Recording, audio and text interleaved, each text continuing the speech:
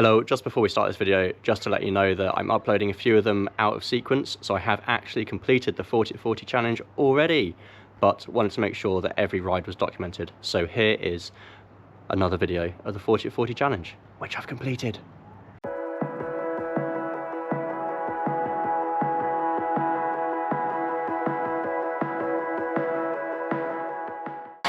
Hello! It is a Sunday morning and I have just left the cafe stop because I did a bit of a club ride with Sussex Nomads today.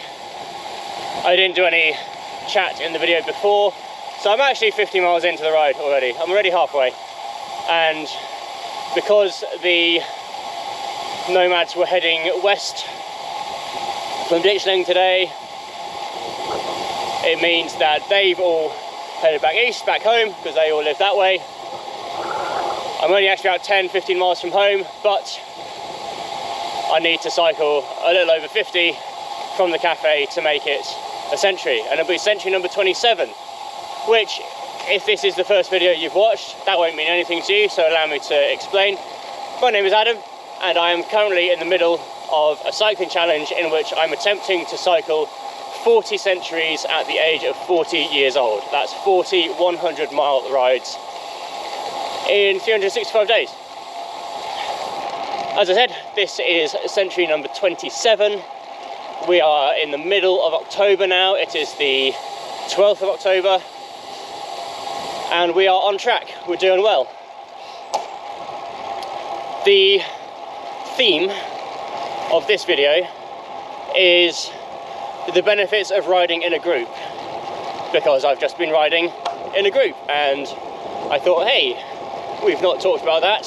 I do have an old video which is 5 reasons why you should join a cycling club, so I'm not going to talk specifically about being part of a club, more just general things about cycling as part of a group.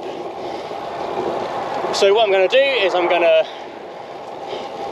hand over to voiceover Adam, and he is going to talk through some of the benefits while I overlay that with some B-roll from the ride earlier. And I'll catch up with you in a bit.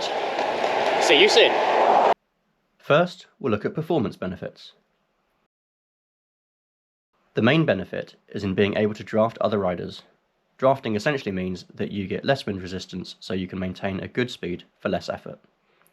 In a large peloton, like you see in the Tour de France, data suggests that you can reduce up to 95% of the wind resistance compared to the rider on the front. Now, you're unlikely to cut out that much on a club ride, but any reduction is good, right?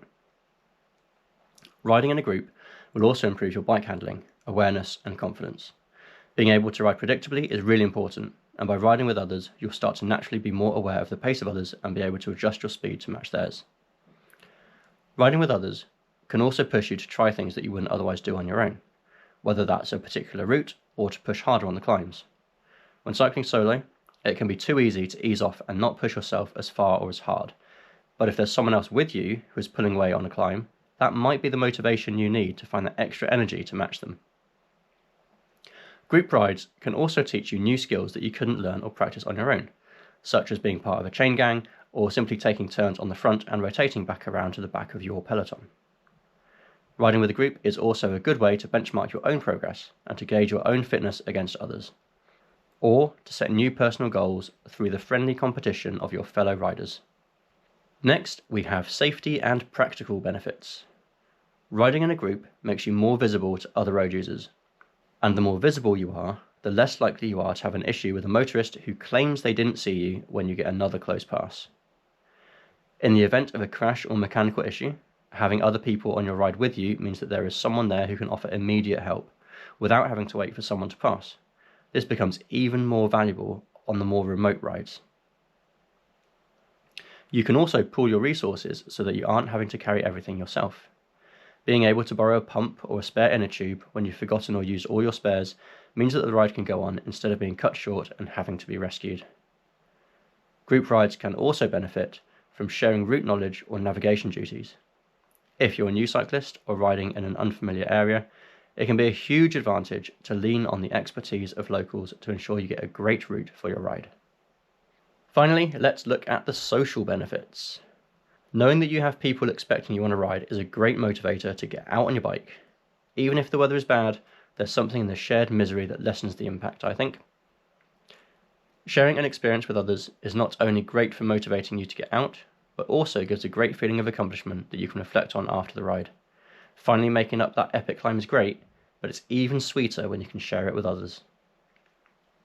Riding in a group, especially as part of a club, also gives you a sense of group identity and pride, knowing that you're with like-minded people who share your hobby and are actually happy to listen to you talk about cadence, the latest cycling tech, or the next event you're doing. And last, but definitely not least, is the coffee and cake culture. Whether you stop at a cafe during or after the ride, or both, the chat and banter with your fellow riders is always welcome, and after all, you've worked hard to get here. You deserve a nice bit of cake. Thanks voiceover Adam, that was really interesting and informative, and if I wasn't already subscribed to the channel, I definitely would right now.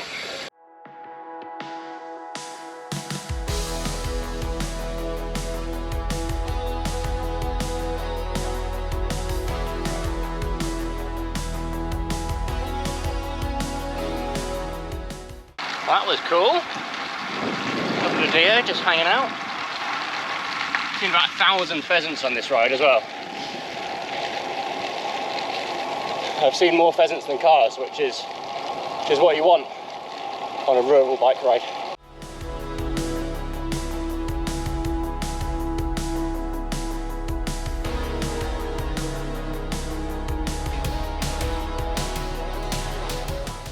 We are 82 miles into the ride now. 18 miles left to go until home. Gonna hit Storrington soon, and then we'll head along to Stenning, up the Bostel, as we like to do, to end the ride, and then home for sit down and a shower, maybe a cup of tea. Here we are again at the top of Stenning Bostel, 4 miles away from home, and we will be completing 40/40 century number 27 very shortly. I will see you back at the house in a bit for sats and sign off. See you soon.